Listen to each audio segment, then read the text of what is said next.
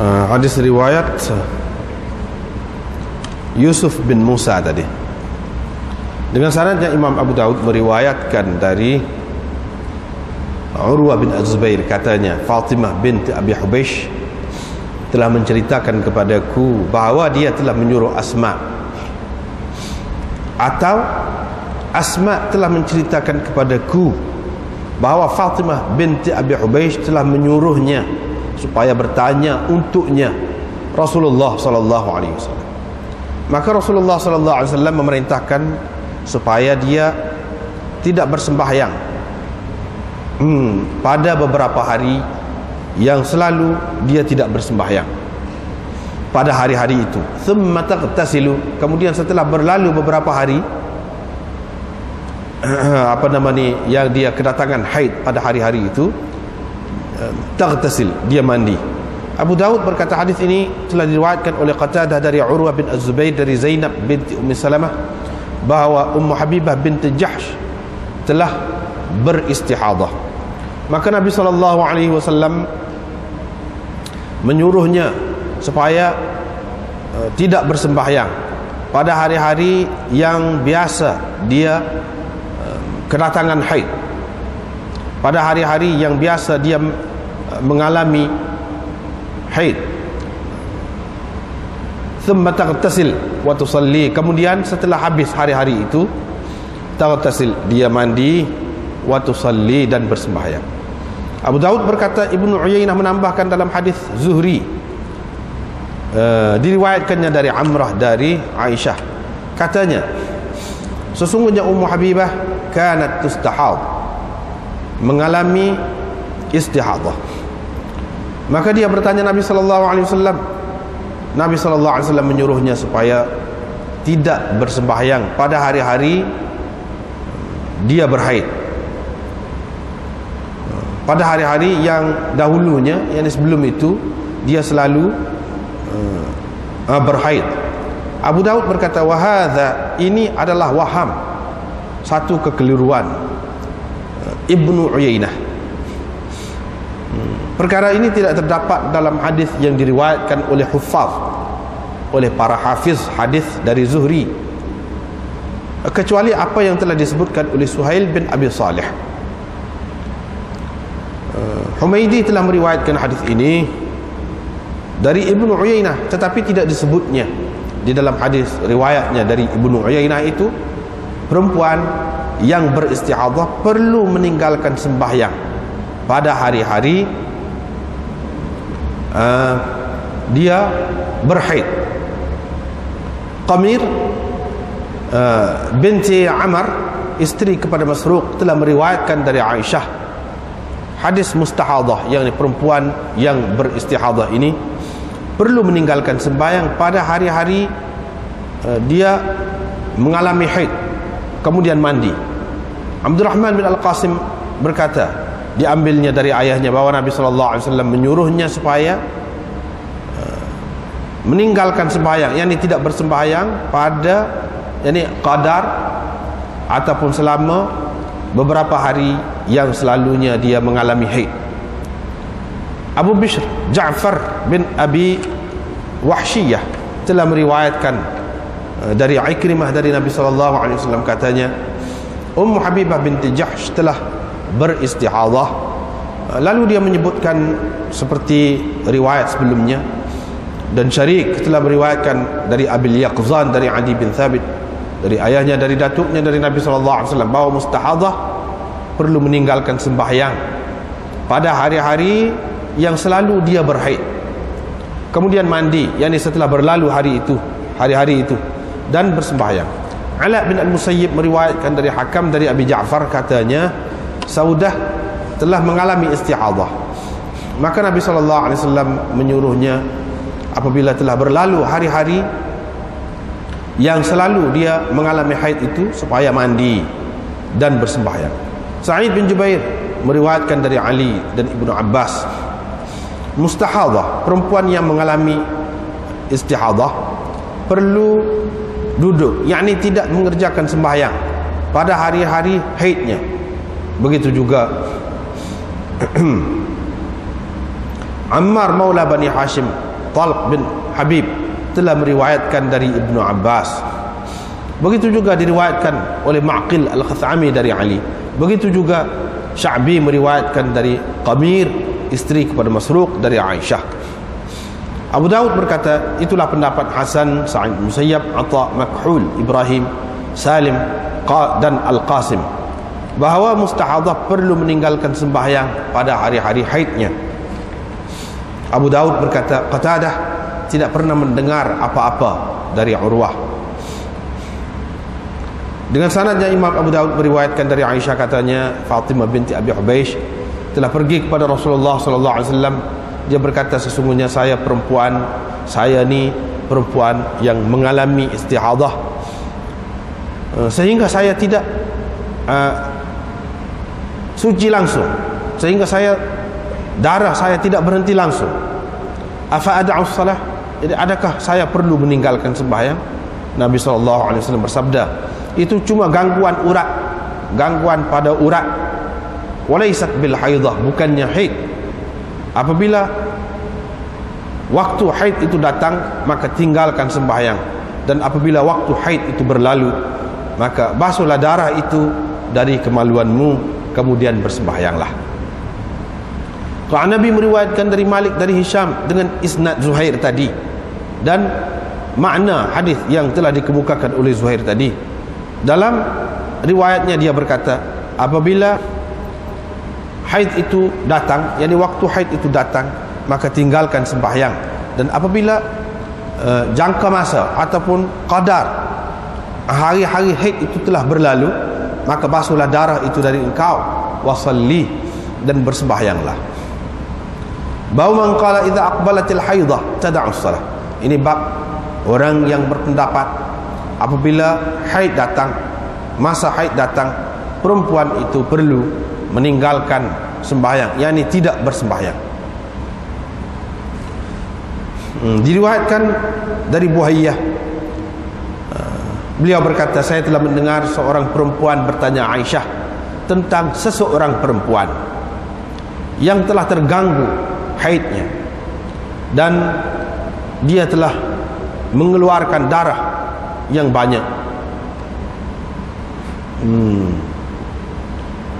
Maka Rasulullah sallallahu alaihi wasallam menyuruh aku supaya menyuruh perempuan tadi supaya memerhatikan ataupun ingat qadar hari-hari yang selalu dia berhaid pada setiap bulan. Ketika haidnya itu betul, berjalan dengan betul, falta'tadda biqadri dhalik, maka hendaklah dia tidak bersembahyang selama hari-hari yang tersebut, ataupun pada hari-hari tersebut itu. Kemudian dia meninggalkan sembahyang pada hari-hari tadi, ataupun pada beberapa hari lah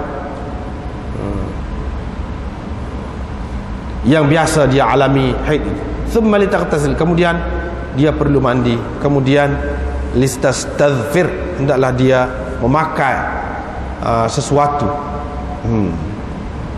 memakai suatu kain yang sebagai cawat. Thumma tusalli, kemudian dia bersembahyang. Diriwayatkan dari Ibnu Syihab, dari Urwah bin Az-Zubair dan Amrah dari Aisyah, katanya Ummu Habibah binti Jahsh, ipar kepada Rasulullah sallallahu alaihi wasallam,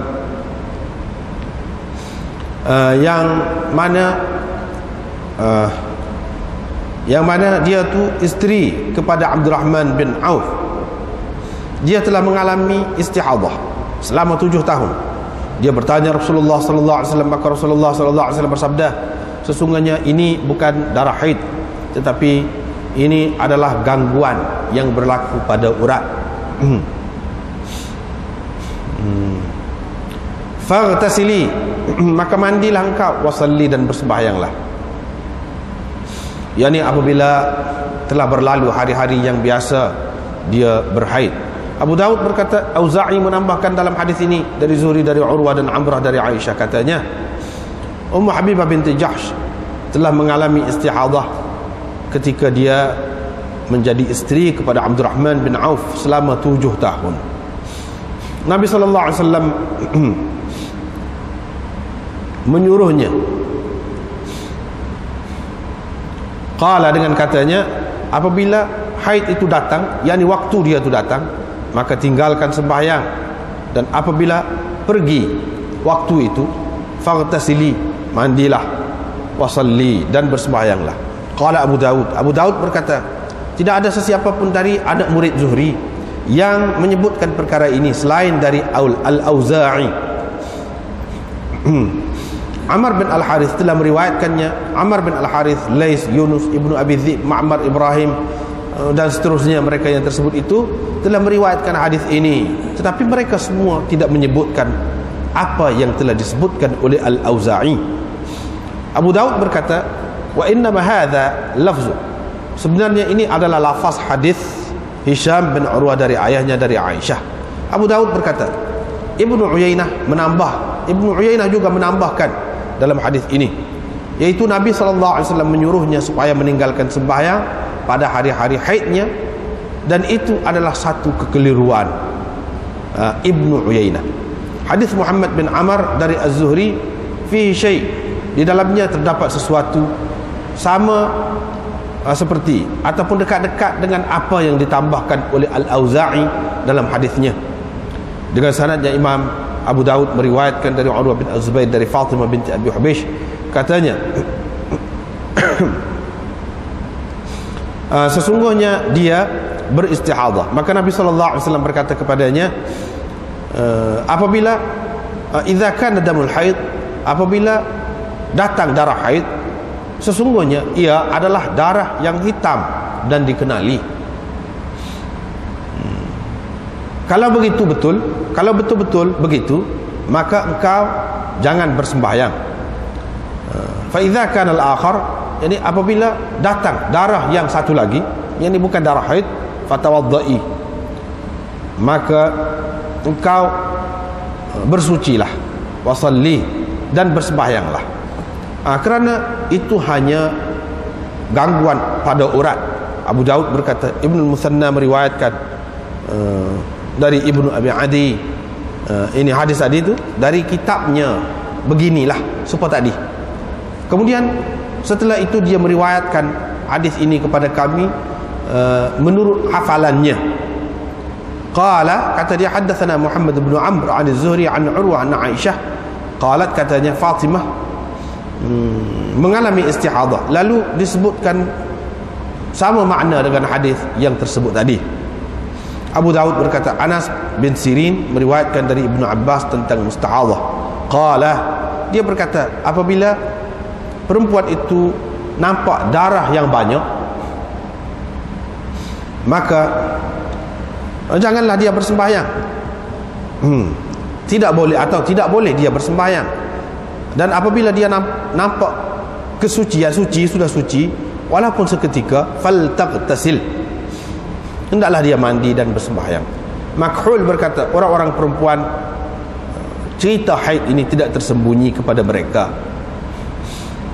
bukan suatu yang sulit kepada mereka, kerana darahnya adalah hitam pekat. Apabila warna darah seperti itu telah pun tiada, dan ia menjadi kuning dan cair, agak cair, maka itu adalah darah perempuan mustahadah. Hendaklah dia mandi dan bersembahyang. Abu Daud berkata, Hamad bin Zaid meriwayatkan dari Yahya bin Sa'id dari Al-Qa'qa' bin Hakim dari Sa'id bin Musayyab tentang mustahadah. Apabila haidnya datang, dia perlu meninggalkan sembahyang, dan apabila haidnya pergi, ightasalat, dia perlu mandi, wasallat, dan bersembahyang. Sumai dan selainnya meriwayatkan dari Sa'id bin Musayyab bahawa perempuan itu perlu tidak bersembahyang pada hari-hari haidnya. Begitu juga diriwayatkan oleh Hamad bin Salamah dari Yahya bin Sa'id dari Sa'id bin Musayyab. Abu Daud berkata, Yunus meriwayatkan dari Hasan, yakni Al-Basri, perempuan yang berhaid, apabila darahnya berpanjangan, berterusan keluar selepas haidnya selama sehari atau 2 hari, fahiya mustahadah, maka dia adalah mustahadah. At-Taimi berkata, diambilnya dari Qatadah, yani apabila lebih dari hari-hari haidnya 5 hari, fal tusalli, maka hendaklah dia bersembahyang. At-Taimi berkata, saya pun mula mengurangkan daripada 5, kalau 4, kalau 3, sehingga sampai kepada 2 hari. Faqala, maka Hasan berkata, idza kana yaumain, kalau 2 hari, mana lebih daripada hari-hari biasa tu, fahuwa min haidhiha, maka ia adalah termasuk darah haidnya. Ibnu Sirin ditanya tentang perkara ini, faqala an-nisa, dia menjawab, perempuan lebih tahu tentang perkara ini. Dengan sanadnya Imam Abu Daud meriwayatkan dari Ibrahim bin Muhammad bin Talha, dari pakciknya Imran bin Talha. Imran meriwayatkan dari ibunya Hamnah binti Jahsh, katanya, yang kata ibunya, aku mengalami istihadah begitu kuat dan banyak sekali. Aku pun pergi kepada Rasulullah SAW dengan tujuan bertanya dan menceritakan kepada baginda keadaanku. Ketika itu aku mendapati baginda berada di rumah saudaraku Zainab binti Jahsh. Aku berkata, wahai Rasulullah, saya ni perempuan yang beristihadah dengan banyak dan kuat sekali. Fama tara fiha, apa pandangan, apa pendapat tuan tentang darah itu? Adakah ia menghalang saya untuk bersembahyang dan berpuasa? Nabi SAW pun bersabda, saya cadangkan kepada engkau mengguna kapas, fa innahu yudhibu ad-dam, kerana ia boleh menghilangkan darah. Qalat, Hamnah berkata, huwa akthar min dhalik, darah itu lebih lagi, mana tidak dapat ditahan oleh kapas itu. Nabi SAW berkata, kalau begitu engkau kekangkannya, ini engkau kekangkan kemaluan engkau itu, yang dengan sesuatu kain yang tebal. Hamnah berkata, darah itu lebih lagi, yang tidak dapat ditahan oleh kain pun. Qala fattakhidhi thawban, Nabi SAW pun kata, kalau begitu engkau pakai kain yang lebih tebal lagi lah. Faqalat huwa akthar min dhalik, kain yang tebal pun tidak dapat menahannya, kerana ia banyak sekali. Sebenarnya darah itu keluar dengan mencurah-curah. Rasulullah SAW pun bersabda, kalau begitu aku akan cadangkan kepada kamu 2 perkara, 2 cara. Salah satu dari 2 ini kalau engkau pakai sudah memadai, tak perlu engkau guna yang satu lagi. Tapi kalau engkau mampu kuasa untuk melakukan kedua-duanya, itu terpulang kepada engkau lah. Qala laha, Nabi SAW berkata kepadanya, sebenarnya darah ini adalah satu hentakan dari hentakan syaitan. Fatahayyadhi 6 ayyam, oleh itu hendaklah engkau berada sebagai perempuan yang berhaid selama 6 atau 7 hari, mengikut apa yang sedia dialami oleh kamu fi ilmillahi ta'ala dzikru, mana mengikut apa yang Allah Subhanahu wa taala tahu, yakni seperti biasalah, seperti yang Allah tahu keadaan engkau hak biasanya berapa hari. Kemudian engkau mandi, sehingga apabila engkau nampak engkau telah betul-betul suci dan darah itu berhenti, engkau bersembahyanglah selama 23 malam, yakni 23 malam atau 24 malam dengan hari-harinya beserta hari-harinya. Wasumi, dan engkau berpuasa. Itu sudah memadai kepada engkau. Wa kadzalika faf'ali, begitulah engkau lakukan pada setiap bulan, seperti mana orang-orang perempuan selalu berhaid dan selalu suci pada masa haid mereka dan pada masa suci mereka. Bagaimana mereka lakukan, yakni engkau lakukan begitu. Kalau engkau kuasa, kalau engkau mampu mentakhirkan zuhur dan menyegerakan asar dengan mandi sekali dan jamak di antara dua sembahyang itu, yakni zuhur dan asar, engkau takhirkan maghrib dan menyegerakan isya, kemudian engkau mandi dan jamakkan di antara dua sembahyang itu, faf'ali, maka lakukanlah. Dan engkau mandi pula pada waktu fajar, faf'ali, kalau engkau mampu buat begitu, maka lakukanlah. Dan berpuasalah jika engkau mampu, ala dhalik, dengan cara tadi. Qala Rasulullah sallallahu alaihi wasallam, Rasulullah sallallahu alaihi wasallam bersabda, inilah yang lebih aku suka dari dua cara yang tersebut tadi. Yang ini lebih aku suka dari dua cara yang tersebut tadi. Abu Daud berkata, hadis ini telah diriwayatkan oleh Amr bin Thabit dari Ibnu Aqil. Dia berkata, yang di dalam riwayatnya, Hamnah berkata, yang ini lebih saya sukai dari dua cara itu. Yakni dia, Amr bin Thabit ini, tidak menganggapnya sebagai kata-kata Nabi sallallahu alaihi wasallam. Bahkan dia anggapnya itu kata-kata Hamnah. Abu Daud berkata, Amr bin Thabit adalah seorang Rafidhi, dan dia menyebut tentang Amr ini kata-kata Yahya bin Ma'in. Beliau menyebutnya wa dzakarahu an Yahya bin Ma'in. Beliau menyebutnya yakni Abu Daud menyebut ceritanya, cerita Amr bin Thabit tadi dari Yahya bin Ma'in. Sekali lah, itu pun banyak. Panjang ni cerita ni.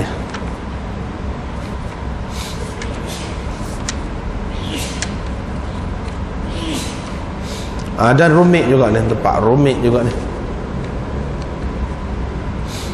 Tak ada rumit mana, cuma cara dia tu lah. Jadi hadis yang pertama yang kita baca malam ni, mula-mulanya hadis Urwah bin Az-Zubair. Fatimah binti Abi Hubaysh cerita kepada dia bahawa dia suruh Asma, atau Asma cerita kepada dia, pada Urwah, yang ni anak dia lah. Urwah tu anak Asma. Apa ni, bukan Asma binti Abi Bakr ni, tak, Asma lain. Asma binti Umais. Asma binti Umais ni. Asma menceritakan kepadaku, Asma binti Umais itu kemudiannya jadi isteri kepada Sayyidina Abu Bakar. Jadi Urwah ni anak cucu Sayyidina Abu Bakar. Jadi nenek dia lah, nenek dia. Jadi Asma ni menceritakan kepada dia bahawa Fatimah suruh dia. Tak apalah, waktu tu tak ada masalah. Waktu tak ada masalah. Sama boleh jadi maknanya Fatimah cerita kepada dia, Asma pun cerita juga kepada dia. Lepas tu perawi kemudian ni syok, sebab mungkin dia ada cerita, sekali itu dia cerita Fatimah cerita, sekali itu dia cerita Asma. Jadi perawi hak bawah dia ni syok. Sebab itulah dia kata Asma. Tu syok perawi, menunjukkan perawi itu syok. Hak mana satu, sedangkan kedua-duanya boleh dihimpunkan. Sebab dia ni Urwah ni dan dengan kedua-duanya. Tanya Rasulullah sallallahu alaihi wasallam tentang perempuan yang beristihadah, sebab dia ni Fatimah ni istihadah.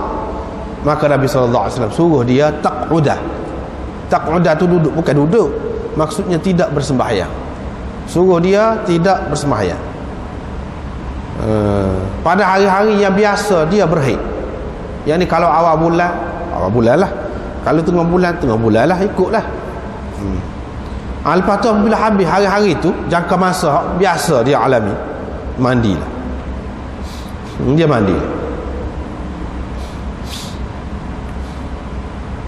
Lepas tu Abu Daud berkata, hadis ini telah diriwayatkan oleh Qatadah dari Urwah. Tadi hak ambil daripada Urwah tadi Zuhri. Ini Abu Daud kata Qatadah pun ada juga riwayat daripada Urwah, bukan Zuhri saja, dari Zainab binti Ummi Salamah. Tetapi hak riwayat Qatadah tu dari Zainab binti Ummi Salamah.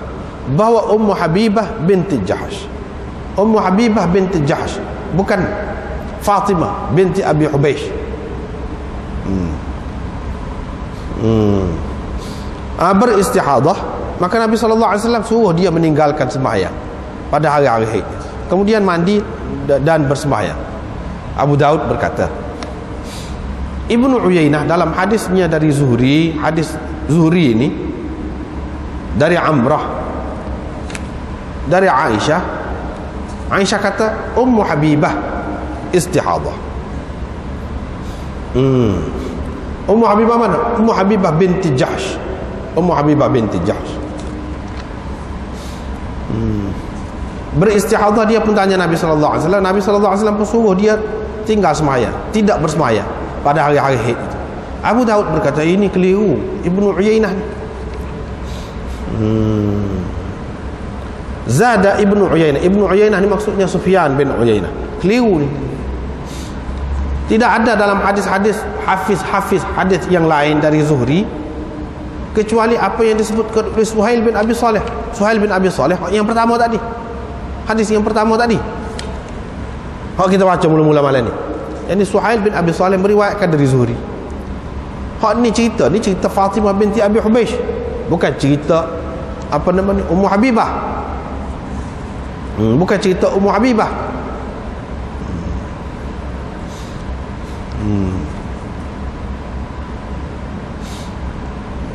Hak tu lah hak disebut oleh Suhail bin Abi Saleh, hak tu saja. Wa qad rawal Humaydi telah meriwayatkan hadis ini dari Zuhri, dari Ibnu Uyainah, mana Ibnu Uyainah ambil juga daripada Zuhri, tapi hak riwayat Humaydi daripada Ibnu Uyainah tidak ada sebut di dalamnya perempuan itu perlu meninggalkan sembahyang pada hari-hari haid dia tu. Tak ada. Tak ada lagu tu. Ini menunjukkan bahawa Uyainah tu keliru. Ini maksud Abu Daud keliru sebab Humaydi yang meriwayatkan daripada dia tak ada riwayat. Hak riwayat daripada hak ni, hak Abu Daud riwayat ini, Ibnu Uyainah dia kata ni keliru. Dalam hak Humaydi tak ada. Tak apalah, kita baca dulu. Qamir binti Amr pula, isteri kepada Masruq, ni meriwayatkan dari Aisyah, perempuan yang beristihadah perlu meninggalkan sembahyang pada hari-hari dia berhaid tu, kemudian mandi. Abdul Rahman bin Al-Qasim meriwayatkan dari ayahnya, ini Qasim bin Muhammad bin Abi Bakar, bahawa Nabi SAW menyuruh perempuan yang beristihadah itu meninggalkan sembahyang, yakni beberapa hari yang selalu dia berhaid. Abu Bishr Ja'far bin Abi Wahsyiyah meriwayatkan dari Ikrimah dari Nabi SAW. Hasbah tadi juga.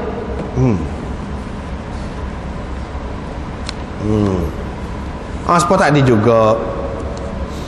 Jadi ya mari ni banyak ni, mari ni. Akhir sekali dia kata Sa'id bin Jubair meriwayatkan daripada Ali daripada Ibnu Abbas mustahadah, tidak boleh bersembahyang pada masa dia berhaid itu, dan seterusnya. Dia cerita inilah pendapat Hasan Basri, Sa'id Musayyab, Atha, Makhul dan orang lain lagi. Abu Daud berkata Qatadah tidak ada mendengar apa-apa dari Urwah. Apa maksudnya? Apa maksudnya? Dia nak cerita beberapa perkara je secara rekah yang kita sebut, tak supaya tidak belik iaitu riwayat yang pertama, hak malam ni kita baca riwayat Yusuf bin Musa. Hak tu sahih dah, betul dah, hak tu tak ada apa satu dah. Iaitu perempuan yang berhaid ni, yang beristihadah ni, dia perlu meninggalkan sembahyang dia pada masa hak selalu dia berhaid. Perlu tinggal sembahyang. Apabila telah berlalu hari-hari itu, hari-hari haid dia tu, dia mandi, lepas tu sembahyang. Tu biasa. Hak ni tak apa dah.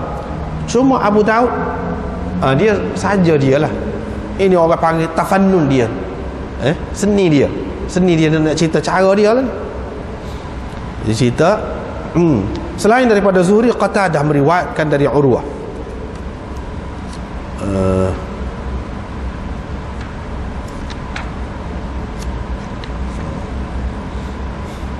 Qatadah meriwayatkan dari Urwah, yani Ummu Habibah binti Jahsh pula, bukan Fatimah binti Abi Hubeish, tapi Ummu Habibah binti Jahsh. Dan hak ni riwayat Qatadah ni dia sendiri pun komen akhir sekali sini kan, sebelum hadis 282 qala Abu Daud lam yasma' Qatadah min Urwah syai'an. Qatadah tak ada dengar apa-apa hadis dari Urwah. Maknanya hadis ini diriwayatkan oleh Qatadah dari Urwah. Mana hadis ini munqati'. Sebab apa? Sebab Qatadah dia tak ada dengar apa-apa daripada Urwah. Tu anak ayat. Artinya kalau nak banding hadis ini, riwayat Qatadah ni dengan riwayat Zuhri hak sebelum ni, lebih kuat hak tadi. Hak tadi menceritakan Fatimah binti Abi Hubeish. Dia yang mengalami masalah tu, bukan Ummu Habibah binti Jahsh. Dalam riwayat Qatadah ni Ummu Habibah. Itu satu. Mana kalau kita nak banding hak dua ni, hak mana lebih kemah? Hak yang pertama lebih kemah. Sebab apa? Hak yang kedua ni munqati'. Sebab apa? Qatadah dia tak dengar apa-apa daripada Urwah. Lepas tu dia riwayat secara anah-anah pula, dan dia ni mudallis pula. Maknanya riwayat ini dhaif. Tak kuat. Tak kuat. Kalau nak kira, serupa je dengan hak sebelum pada ni, isi dia. Isi dia iaitu Nabi SAW larang perempuan yang beristihadah ni bersemayam pada hari-hari haid dia. Larang. Lepas tu apabila berlalu hari tu dia suruh mandi. Lepas tu suruh semayam. Serupa dengan hak sebelum pada ni, Fatimah binti Abi Hubeish. Serupa. Lepas tu apa tujuannya? Dia nak ceritanya ada beza tu. Ada beza tu. Iaitu yang pertama Fatimah binti Abi Hubeish, ni Ummu Habibah. Tapi tidakkah ada kemungkinan bahawa kedua-duanya, yakni Ummu Habibah binti Jahsh ini juga mengalami isti'adhah seperti mana Fatimah binti Abi Hubeish? Kalau macam tu tak ada masalah. Jadi dalam kedua-dua hadis ini, cuma hadis yang kedua ni kok mana-mana pun dia dhaif sebab putus tu. Tidak disebut itu. Siapa Qatadah ambil daripada siapa? Siapa ambil secara langsung daripada Urwah? Sebab dia tidak mungkin. Tapi kalau kita andai, kita nak terima jugalah. Tak apa. Apa hukumnya perempuan yang musta'adhah ni lagu ni serupalah dengan hak tadi, dengan hak sahih tadi, iaitu pada masa dia mari haid dia tidak bersemayam. Apabila telah berlalu hari-hari haid tu, dia mandi dan bersemayam. Tu serupa. Akan nak kira dari segitu. Abu Daud kata pula, Ibnu Uyainah dalam hadis Zuhri serupa dengan hadis Zuhri tadi. Apa nama ni? Suhail bin Abi Salih. Suhail bin Abi Salih serupa dengan itu juga. Cumanya dari Amrah. Hak tadi Zuhri dari Urwah bin Az-Zubair. Hak Sufyan bin Uyainah riwayat daripada Zuhri ni dari Amrah, dari Aisyah. Tu sanad lain. Aisyah kata Ummu Habibah. Hak tadi Suhail bin Abi Salih tadi kata bukan Ummu Habibah, Fatimah binti Abi Hubeish. Dua perkara lah. Tadi hak riwayat Qatadah pun ada sebut Ummu Habibah juga, tapi hak tu dhaif. Hak ni lagu mana? Sebut Ummu Habibah juga. Tarik lain daripada Zuhri juga, tapi dari Amrah. Bukan hak tadi Zuhri daripada Urwah. Lepas tu yang mengambil daripada Zuhri itu Suhail bin Abi Salih. Hak ni yang mengambil daripada Zuhri ni Ibnu Uyainah. Dari Aisyah dia kata Ummu Habibah istihadah. Dia pun tanya Nabi SAW. Maka Nabi SAW suruh dia meninggalkan sembahyang pada hari-hari dia berhaid. Abu Daud berkata, ini Waham Ibnu Uyainah. Ini Waham Ibnu Uyainah. Tidak ada siapa pun hafiz hadis yang meriwayatkan daripada Zuhri melainkan serupa dengan Suhail bin Abi Saleh tadi, serupa dengan hak tu. Lepas tu hak mananya? Hak Ibnu Uyainah tambahnya. Hak Ibnu Uyainah tambah. Hak mana? Kalau hak ni, yakni perempuan yang istihadah ni, dia perlu meninggal sembahyang pada masa haid dia mari. Yakni kalau dia tu mu'tadah lah, sudah biasa berhaid, dia perlu tinggal sembahyang. Serupa je hadis Ibnu Uyainah ni pun dengan hadis apa ni Suhail bin Abi Saleh tadi, hak ambil daripada Zuhri, serupa. Hak mana hak dia tambah tu? Hak kata waham tu keliru tu, hak mana? Boleh jadi hak maksud Imam Abu Daud dia kata keliru ni, hak tambahan Ummu Habibah tu, bukan apa ni Fatimah binti Abi Hubaysh. Tambahan lagu tu, hak tu hak keliru. Tapi itu bukan tambahan, itu cerita lain. Jadi Imam Abu Dawud nak cerita, apalagi hafiz-hafiz yang lain, hafiz-hafiz hak lain tak ada sebut ni tambahan. Tada'us salat ayyama aqra'iha. Mana hak ni lafaz ni tak ada. Mana kalau kita terima Ummu Habibah ni, kita terima ni cerita Ummu Habibah, tetapi lafaz an tada'us salat ayyama aqra'iha, suruh tinggal sembahyang pada masa-masa haid ni, hak tu tak ada. Hak tu tak ada dalam riwayat orang lain, hak ambil daripada Zuhri. Tetapi dalam riwayat Ibnu Uyainah ada hak ni, ada hak ni. Kalau nak kira ada hak ni dengan hak tadi, serupa je, tak apa. Cuma ini cerita ahli hadis. Ahli hadis ni dia tengok orang ni riwayat daripada Zuhri. Kalau hak cerita Ummu Habibah tu tak ada sebut antada'as salah ayyama aqra'iha, tu tak ada orang lain. Tetapi Sufyan bin Uyainah ada sebut hak ni. Tu je. Tu je nak cerita dalam ayat tu. Sufyan bin Uyainah ada sebut, orang lain tak ada sebut. Tu satu dalilnya bahawa ini kekeliruan Sufyan bin Uyainah. Walaupun dia tu orang besar, Sufyan bin Uyainah ni seorang mujtahid juga dalam fiqh dan dalam hadis ni orang besar, tetapi dia keliru. Ni kata Abu Daud. Dalil bagi kelirunya Imam Abu Daud kemukakan satu, yang pertamanya iaitu hafiz-hafiz hadis yang lain yang juga meriwayatkan hadis ini, cerita Ummu Habibah ni daripada Zuhri, tak ada menyebutkan tambahan antada'as salat ayyama aqra'iha, tu tak ada. Itu yang pertama. Seorang dengan hak lama, kita nak bakar hak mana. Walaupun dia ni orang hebat, tapi orang lain pun hebat-hebat juga, kita nak bakar hak mana. Itu yang pertama. Dalil yang kedua, Imam Abu Daud nak cerita kata ni Ibnu Uyainah ni keliru, iaitu Humaidi meriwayatkan hadis ini dari Ibnu Uyainah. Humaidi anak murid kepada Sufyan bin Uyainah tadi, dia tak ada sebut ni tada'us salat ayyama aqra'iha. Tada'us salat ayyama aqra'iha ini tambahan Sufyan bin Uyainah ni keliru. Gitu. Tetapi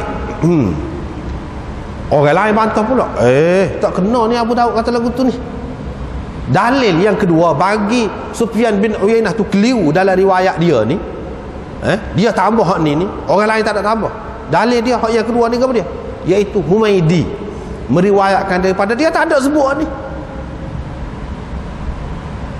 Itu bukan keliru Sufyan bin Uyainah, boleh jadi keliru Humaidi.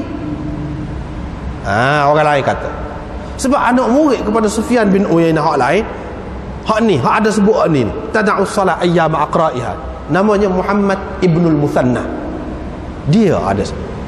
Sama ada Humaidi keliru, tak ada sebut ni, ataupun Muhammad bin al-Muthanna, Abu Bakar Muhammad bin al-Muthanna, hak tu yang keliru, bukan Sufyan bin Uyainah tu sendiri keliru. Mana boleh menjadi bukti bahawa Sufyan bin Uyainah tu keliru? Itu tak boleh jadi bukti. Boleh kita kata salah seorang anak murid dia keliru, Sufyan bin Uyainah tak pasti lagi keliru tu. Mana kita tahu keliru? Bukti yang kedua yang dikemukakan oleh Imam Abu Daud, dipertikaikan oleh ulama hadis. Sebab apa? Dia kata tak jelas tu. Kalau buktinya Humaidi dalam riwayat dia tak ada sebut ni, bahawa orang lain boleh kata Muhammad bin al-Muthanna dalam riwayat dia ada sebut. Siapa? Mana bukti? bukti Sufyan bin Uyainah keliru waham tu? Tak ada bukti. Kalau nak ada pun salah seorang daripada anak murid dia. Muhammad bin Al-Muthanna kau keliru, dia ambil daripada Sufyan bin Uyainah. Sebenarnya Sufyan ni serupa dengan orang lain juga, tak ada sebut tambahan ini. Munasabahnya kok kita kata. Atau tapi tak pasti. Mungkin Humaidi yang keliru, sebenarnya Sufyan bin Uyainah memang sebut lagu ni. Walaupun dia berbeza daripada orang-orang lain yang meriwayatkan daripada Zuhri, tapi berbeza pun tak apa, sebab dia orang kuat juga. Jadi dalil yang kedua yang dikemukakan oleh Abu Daud tentang waham Ibnu Uyainah ni tidak berapa kemah, tidak berapa diterima oleh ulama-ulama hadis yang lain. Itu. Lepas tu ya kita duduk bahas ni apa ni? Duduk bahas apa ni, perempuan yang mustahadah ni kalau mari hari haid dia tu, dia perlu meninggalkan sembahyang. Tidak gitu kan hukum. Apa perlu kita duduk bahas ni?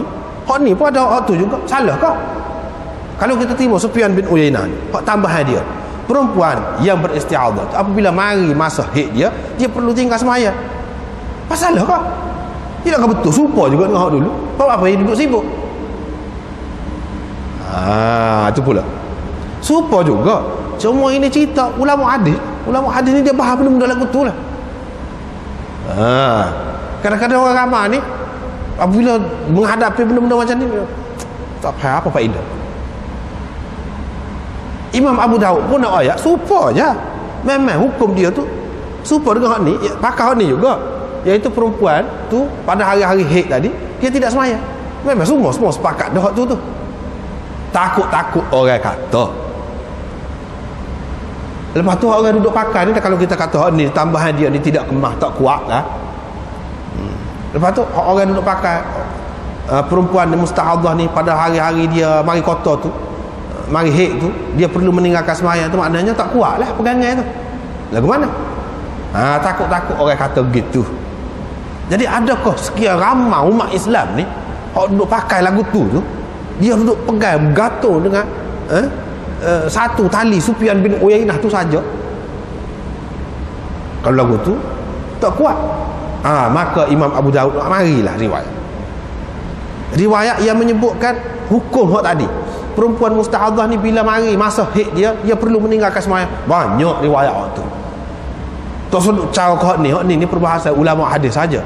Hak lain-lain, hak sebelum pada ni, hak selepas pada ni, hak sahih, hak hasan ada. Tapi Imam Abu Daud buat mari 5. Dalil yang lain, riwayat yang lain, yang mana kesemuanya dhaif berlaku.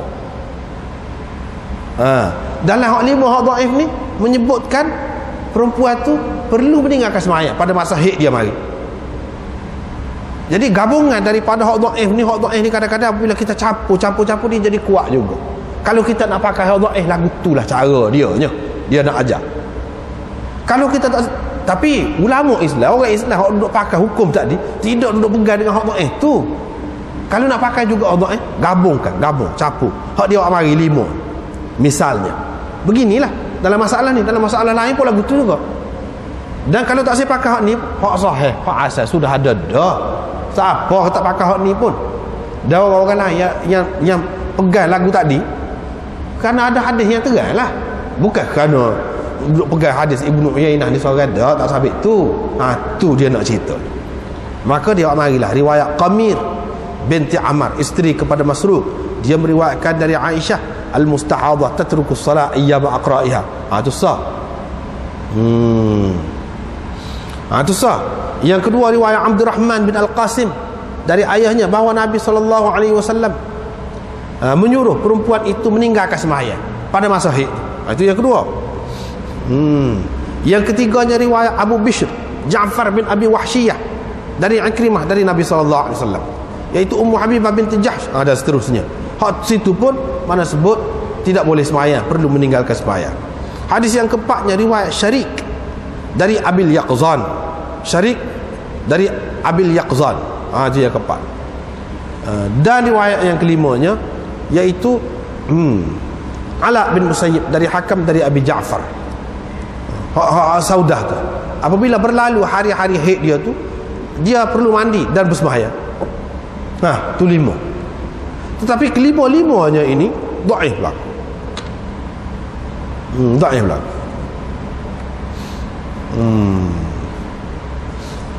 Apa yang dhaif buat mari? Hak sahih pun ada dah. Imam Abu Daud nak ajar kita lagu mana kadang-kadang ulama ni dia pakai hak ni hukum dia lagu. Kalau hadis dhaif ni satu hadis dhaif, dia tak boleh nak pakai buat landasan hukum untuk menentukan hukum, tak boleh. Lagu mana cara? Gabungkan beberapa yang dhaif. Asalkan tidak dhaif tu tidak kuat sangat dhaifnya. Gabungkan, itu salah satu cara juga. Kalau tidak pun, kalau dalam masalah ni memang ada pun hak sahih tu, hasan tu, tak ada ni pun tak apa, tapi dia nak cerita ini cara mempelbagaikan mempelbagaikan istidlal dan istimbak masalah tu.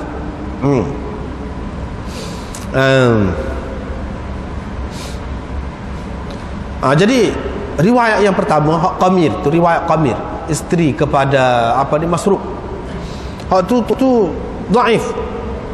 Dhaif. Pasal apa? Pasal dia hadis mursal, putus juga, tidak sampai kepada Nabi sallallahu alaihi wasallam. Riwayat Syarik dari Abil Yaqzan dhaif, sebab dhaifnya Abil Yaqzan itu. Begitu juga riwayat-riwayat hak sebelum pada tu Abi Bishr dan Ala bin Musayyab, itu semuanya mursal belaka. Mursal artinya putus, mana sanad dia tu tidak sampai kepada Nabi sallallahu alaihi wasallam secara bersambung, bahkan putus. Gitu. Hak tu hendaknya. Hak lain-lain tu tak ada. Serupa, isi dia serupa je. Isi dia. Kesimpulannya, perempuan yang beristihadah itu dia perlu meninggalkan sembahyang pada masa haid dia mari. Pas masa haid dia mari tu dia sudah tahu dah. Bila dia sudah tahu dah masa mana, itulah orang panggil hadis-hadis ini semua, sama ada Ummu Habibah kah atau Fatimah binti Abi Hubeish kah, semuanya menunjukkan bahawa perempuan yang beristihadah di sini adalah mu'tadah, mustahadah, mu'tadah, yang sudah ada kebiasaan dia, adat dia, masa yang tetap bagi haid dia tu datang. Sebab itulah dalam riwayat tadi, apabila sudah berlalu hari-hari dia haid tu, mana sudah maklum dah lah kepada dia tu. Baru ni kita sudah sebut dah kan. Sebab perempuan yang mustahadah ni dia ada beberapa macam. Ada yang mubtada'ah, ada yang mutahayyirah, dan ada yang mumayyizah, dan ada yang mu'tadah. Setakat ni kalau kita jumpa ni semuanya mu'tadah belaka lagi, mu'tadah belaka lagi. Hak tu hendak ni. Seterusnya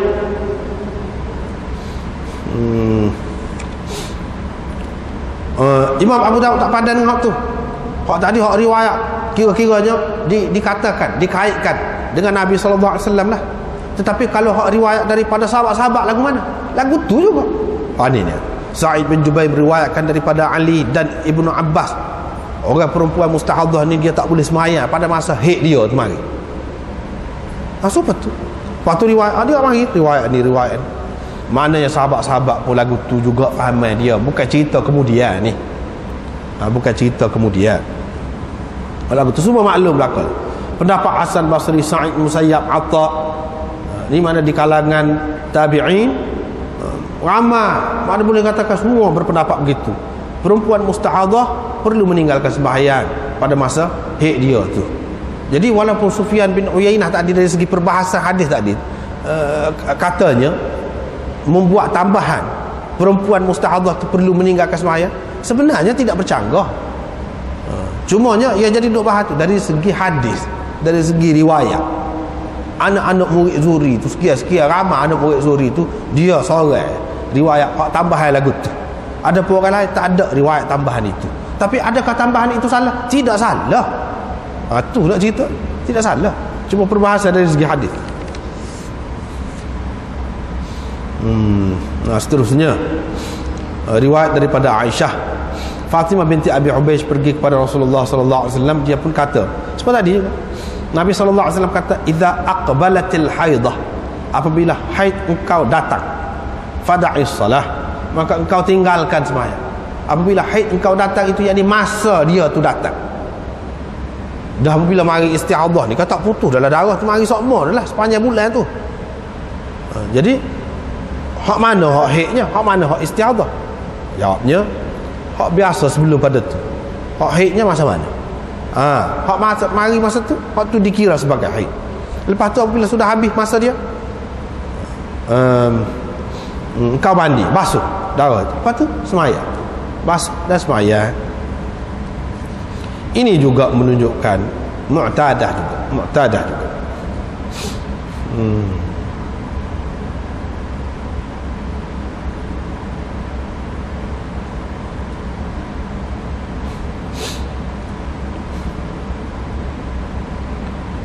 Dan hadis ini juga menjadi dalil kepada orang yang mengatakan darah itu najis. Sebab Nabi SAW suruh basuh. Walaupun suruh basuh. Fagsil, basuh darah. Dia suruh basuh, dalam setengah riwayat suruh mandi. Tapi Imam Malik kata tak. Suruh basuh di sini ataupun suruh mandi dalam setengah riwayat itu amar irsyadi belaka. Bukan memberi makna hukum, makna wajib darah itu kotor ataupun membatalkan air semaya ke apa. Tidak batal. Kalau perempuan tu ambil air semaya tadi, lepas tu nak semaya pula, dia tak batal dengan cara lain lah. Syaratnya tidak jadi batal dengan keluarnya darah. Kalau tak basuh pun tak apa bagi dia. Sebab apa? Sebab dia penyakit, darah penyakit. Dia pegang dengan hadis lain lah yang tidak ada menyebutkan basuh pun, tidak ada menyebutkan mandi pun. Hak sepakat kata mandi atau mandi ni, hak macam sini dia suruh basuh darah. Hak sebut mandi, hak tu sepakatnya yang ni apabila habis tempoh haid, masa haid, hak tu mandi. Ada pun selepas pada tu tak. Bahkan riwayat yang menyebutkan mandi setiap kali nak sembahyang itu tidak sahih. Riwayat itu tidak sahih. Hak basuh tu adalah juga sahih, banyaklah juga. Tetapi basuh tu mengikut Imam Malik bukan kerana sudah batal air sembahyang dia, tidak, tetapi untuk irsyadi, untuk kebaikan dia. Sebab apabila kena air tu jadi sejuk, apabila jadi sejuk jadi kurang sikit keluar darah tu. Begitulah. Fatruki salat fa idza dhahaba qadruha faghsili ad-dama anki. Apabila telah berlalu qadar hari-hari haid itu, faghsili ad-dama anki, maka basuhlah darah tu dari engkau dan bersemayamlah tu. Adakah maknanya basuh saja tempat tu, lepas tu tak payah mandi? Ada. Semua kata kena mandi. Ini basuh darah ni apabila nak semayang. Tapi apabila suci dia, apabila telah berlalu hari-hari haid tu, situ kena mandi. Semua kata kena mandi. Ni hak kata basuh darah ni, sekali kita tengok nampak sini, apabila telah berlalu kadar hari-hari haid tu, engkau basuh darah tu daripada suruh basuh, bukan suruh mandi. Nampak gitu? Tidak. Semua sepakat mengatakan kena mandi dulu. Hak kata suruh basuh ni iaitu pada setiap kali nak sembahyang tu, bila nak sembahyang. Hak kemudian daripada tu baru man qala idza aqbalatil haidah tad'u as-salata.